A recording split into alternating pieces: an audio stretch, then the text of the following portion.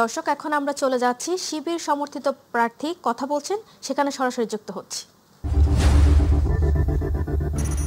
এই বিষয়গুলো আসলে একটি অবাধ, সুষ্ঠু, নিরপেক্ষ নির্বাচন হওয়ার ক্ষেত্রে একটু আমাদের মধ্যে শঙ্কা তৈরি করে।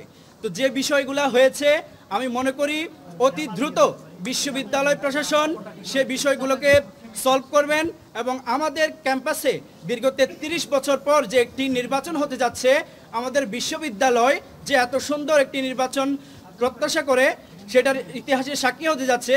তো আমরা মনে করি নির্বাচন কমিশন অবশ্যই একটি অবাধ, সুষ্ঠু, নিরপেক্ষ, নির্দলীয় নির্বাচন আমাদেরকে উপহার দিবে, আমরা সেই প্রত্যাশা রাখি।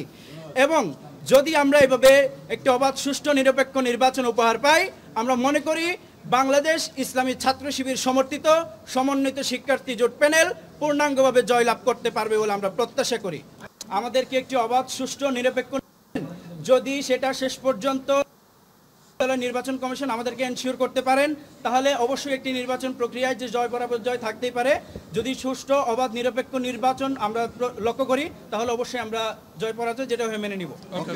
সমন্বিত শিক্ষার্থী জোটের ভিপি প্রার্থী আরিফুল্লাহ তিনি কথা বলছেন। তিনি সাংবাদিকদের সাথে তিনি তার নিজস্ব ভোট প্রদান করে তিনি আসলে গণমাধ্যমের সাথে তিনি কথা বলছেন। নারীদের হলে 10টি হল মিলিয়ে 5780 জন শিক্ষার্থী আসলে ভোটার রয়েছেন। তো আসলে এই যে মোটামুটি 9টা থেকে দুপুর 5টা পর্যন্ত ভোট গ্রহণ শুরু হবে, ভোট গ্রহণ চলতেছে অলরেডি। তো এখানে আপনি দেখেছেন যে কিছুক্ষণ আগে ছাত্রদল মনোনীত শেখ সাদি তিনি কথা বলেছেন এবং মোটামুটি শিবির সমর্থিত সমন্বিত শিক্ষার্থী জোটে তিনিও আমরা আসলে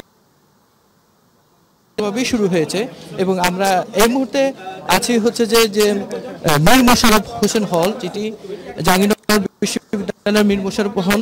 এখানে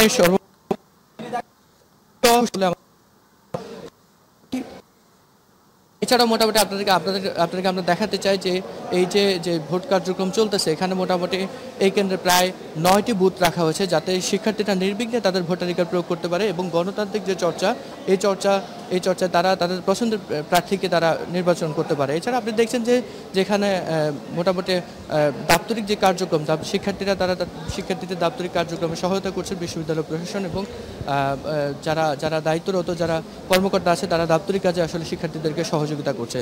তো এখানে এখন পর্যন্ত আমাদেরকে অথরিটি জানিয়েছে যে এখন পর্যন্ত প্রায় 20%-এর মতো ভোট মোটামুটি কাস্ট হয়েছে।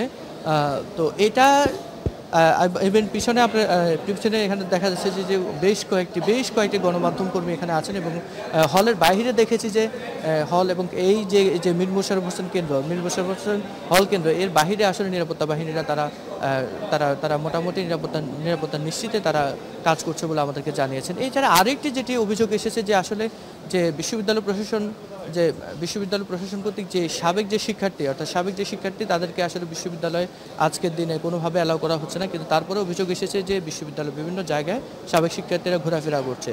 তো এটা নিয়ে আসলে শিবির ভিপি প্রার্থী তিনি জানিয়েছেন যে তিনি প্রশাসনকে অভিযোগ দিয়েছেন যে এই অবস্থার বিষয় অভিযোগ দিয়েছে, কিন্তু প্রশাসন তারা ব্যবস্থা নেবে বলে আসলে জানিয়েছেন। তো এই ছিল জাহাঙ্গীরনগর বিশ্ববিদ্যালয় মীর মোশাররফ হোসেন হলের সর্বশেষ পরিস্থিতি। গালিব, আপনাকে ধন্যবাদ। দর্শক, জাকসু নির্বাচন নিয়ে কথা বলছিল আমাদের সহকর্মী মিফতা গালিব।